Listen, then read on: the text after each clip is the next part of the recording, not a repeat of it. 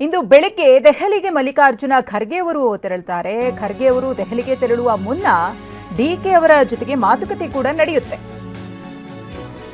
HAL ವರೆಗೆ ಖರ್ಗೆ ಅವರ ಕಾರ್ನಲ್ಲೇ DCM DK Shivakumar ಅವರು ಪ್ರಯಾಣವನ್ನು ಬೆಳೆಸುತ್ತಾರೆ. ಮಾತುಕತೆ ನಡೆಯುತ್ತೆ ಉಭಯ ನಾಯಕರ ನಡುವೆ. ಎಚ್ಎಎಲ್ನಿಂದ ಸಿಎಂ ಅವರ ಜೊತೆಗೆ ಹಾಸನಕ್ಕೆ, ನಂತರದಲ್ಲಿ ಡಿಸಿಎಂ ಡಿಕೆ ಶಿವಕುಮಾರ್ ಅವರು ಪ್ರಯಾಣವನ್ನು ಬೆಳೆಸುತ್ತಾರೆ. ನಿಮಗೆ ನೆನಪಿರಬಹುದು, ಈ ಹಿಂದೆಯೂ ಕೂಡ ಮಲ್ಲಿಕಾರ್ಜುನ ಖರ್ಗೆ ಅವರ ಜೊತೆಗೇನೆ ಕಾರ್ನಲ್ಲಿ ಏರ್ಪೋರ್ಟ್ಗೆ ಹೋಗಿದ್ರು ಡಿಸಿಎಂ ಡಿಕೆ ಶಿವಕುಮಾರ್ ಅವರು. ಇದೀಗ ಮತ್ತೊಮ್ಮೆ ಡಿಕೆ ಶಿವಕುಮಾರ್ ಅವರು ಖರ್ಗೆ ಅವರ ಜೊತೆಗೆ ಒಟ್ಟಿಗೆ ಒಂದೇ ಕಾರ್ನಲ್ಲಿ ತೆರಳಿದ್ರು. ಇದು ತೀವ್ರ ಕುತೂಹಲಕ್ಕೆ ಎಡೆಮಾಡಿಕೊಟ್ಟಿದೆ.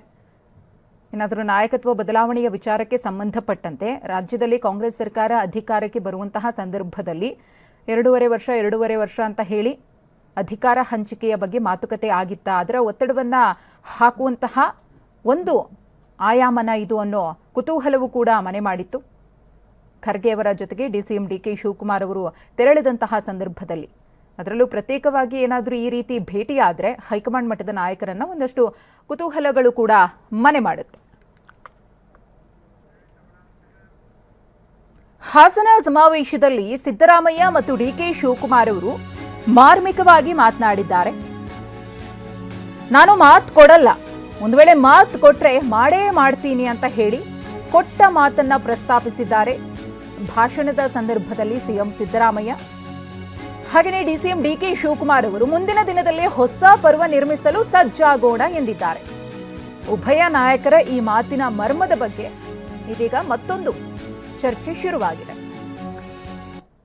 ನಾನು ಮಾತು ಕೊಡಲ್ಲ, ಕೊಟ್ಟ ಮೇಲೆ ಮಾಡೇ ಮಾಡ್ತೀವಿ. ನಾನು ಮಾತು ಕೊಡಲ್ಲ, ಕೊಟ್ಟ ಮೇಲೆ ಮಾಡೇ ಮಾಡ್ತೀವಿ. ನಾನು ಮಾತು ಕೊಡಲ್ಲ, ಕೊಟ್ಟ ಮೇಲೆ ಮಾಡೇ ಮಾಡ್ತೀವಿ. ಮಾತು ಕೊಡಲ್ಲ, ಕೊಟ್ಟ ಮೇಲೆ ಮಾಡೇ ಮಾಡ್ತೀವಿ. ಯಾವುದಾದ್ರೂ ಸರ್ಕಾರ ಕರ್ನಾಟಕದ ಇತಿಹಾಸದಲ್ಲಿ ಕೊಟ್ಟ ಮಾತಿನಂತೆ ನಡ್ಕೊಂಡಿರ್ತಕ್ಕಂಥ ಸರ್ಕಾರ ಇದ್ರೆ ಅದು ಕಾಂಗ್ರೆಸ್ ಸರ್ಕಾರ ಅಂತಕ್ಕಂಥ ಮಾತುಗಳನ್ನು ಬಹುಶಃ ನಿಮಗೂ ಗೊತ್ತಿದೆ ಅಂತ ಅನ್ಕೊಂಡಿದ್ದೀನಿ. ಮುಂದಿನ ದಿನದಲ್ಲಿ ಮತ್ತೆ ಈ ರಾಜ್ಯದಲ್ಲಿ ಒಂದು ಹೊಸ ರೂಪವನ್ನ, ಒಂದು ಶಕ್ತಿಯನ್ನು ತುಂಬಿಸಿ, ಒಂದು ಬದಲಾವಣೆಯನ್ನ, ಪರ್ವನ್ನ ಮಾಡಲಿಕ್ಕೆ ನಾವೆಲ್ಲ ಸಜ್ಜಾಗೋಣ. ಮನುಷ್ಯನ ಬದುಕು ಶಾಶ್ವತ ಅಲ್ಲ. ನಾವು ಬಿಟ್ಟು ಹೋಗುವ ಕೆಲಸಗಳು ಮಾತ್ರ ಶಾಶ್ವತ. ಮಾತು ನಿಧಾನವಾಗಿರಬೇಕು, ಕಾಯಕ ಪ್ರಧಾನವಾಗಿರಬೇಕು ಅಂತ ಹೇಳಿ ನಮ್ಮ ಹಿರಿಯರು ಕೂಡ ಹೇಳಿದ್ದಾರೆ. ಮನುಷ್ಯ ಹುಟ್ಟುವಾಗ ನಾವೆಲ್ಲ ಕಾಲಿ ಕೈನಲ್ಲಿ ನಾವು ಬರ್ತೇವೆ. ಆದರೆ ಹೋಗುವಾಗ ಅನೇಕ ಪಾಪ ಪುಣ್ಯಗಳನ್ನು ನಾವು ಕಟ್ಟಿಕೊಂಡು ನಾವು ಹೋಗ್ತೇವೆ. ಹಾಗೆ ಇವತ್ತು ನಮ್ಮ ಸರ್ಕಾರದ ಬದುಕಿನಲ್ಲಿ ಒಂದೊಂದು ಸಾಕ್ಷಿ ಗುಡ್ಡೆಗಳನ್ನು ಇವತ್ತು ಬಿಟ್ಟು ಹೋಗ್ತಾ ಇದ್ದೇವೆ.